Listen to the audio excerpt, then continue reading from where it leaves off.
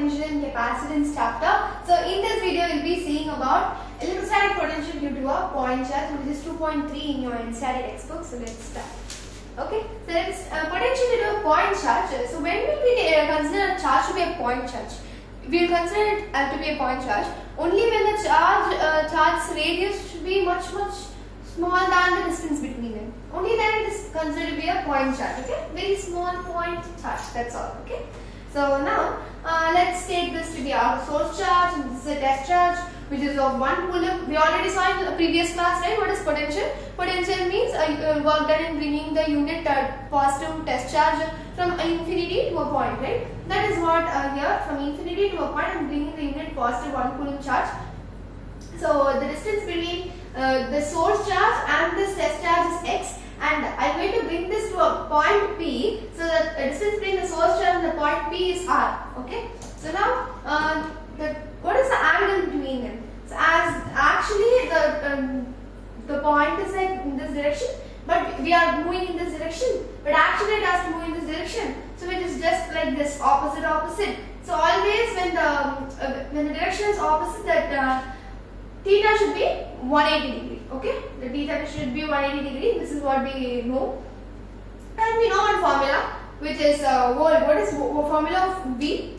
V is equals to work done by Q. As this is 1 coulomb charge, here I can put 1 coulomb. So this will be 1 only. No, I can neglect. What is I can take potential to be the work done. What is work done formula? Force into displacement, right? That is what force into displacement. So we already learned in the previous chapter what is Coulomb's force, kq1 q2 by r square. And here I am just going to put, instead of force, I am going to substitute this formula. K's value is 1 by 4 by epsilon naught, right? And q1 is q. What is q2? 1 coulomb. By what is the distance between these two? X. So x square. R, instead of r square, I am putting x square. And I have to put dr, right? Dr, the distance between them, which is r. So dr is dx cos theta actually. It is a value. Dr is equals to dx cos theta. So instead of theta, I can put 180 degree. So what is 180 degree? Cos 180 degree is minus 1. So instead of cos 180, so I have just substituted q by 4 pi epsilon naught x square into dx cos 180 is equals to dv. This is the formula of dv. I am just going to do derivative of v. So dv is equals to, instead of 4 pi epsilon naught, I can do k. So kq by kq dx by x square. What is cos 180? It is minus 1, so negative sign. Got it till this? So I just want v. I don't want dv. I don't want derivative of v and all. I want v only. So v is equals to integrating it from infinity to a point r, right? From infinity r to r, kq by dx by x square. Kq is constant, so I am just taking out. So minus kq, derivative of dx by x square. What is the integration of dx by x square? I mean, dx by x square is equals to 1 minus 1 by x. This is the formula you just memorized. Dx by x square is equals to minus 1 by x. So instead of this value, I can put 1 by x. As I am having the limits r and infinity, I can apply the limits. 1 by r by 1 minus by 1 by infinity. What is 1 by infinity? 1 by infinity is 0. So instead of 1 by infinity, I can put 0. So minus 1 by r minus 0 is minus 1 by r only. So here minus into minus will become plus. So v is equals to plus kq by r. So that is what the formula I have derived. This is what the formula is. Kq by r is equals to v. V is equals to kq by r. So this is a very important formula. Kq by r is equals to v.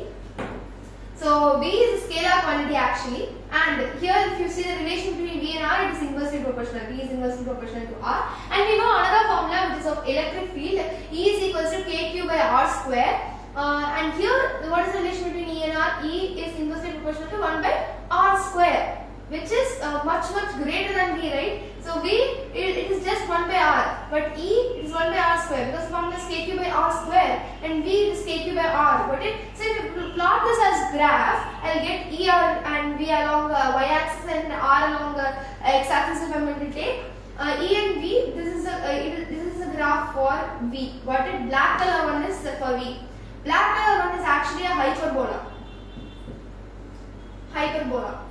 But the one which is in red color is not any, it is not ellipse, it is not parabola, it is not hyperbola and all. It is just a simple line. But if you see, the reaction will be maximum. It will not be in the neutral case. See, either it has to be to the slopey one, or it has to be to the less slopey one, like that it has to come. E is like this and V is like this. V is a hyperbola and it is an inverse square graph. For E it is an inverse square graph, and for V it is the inverse graph. It is inversely proportional to R, so inversely proportional graph. That's all simple. So here, coming to the next important graph, this is a all side of graph that they can ask me on exams. That is what I have just summarized and given. So if you take V and R when Q is positive, inversely proportional graph, which is similar to that which is given in NCERT.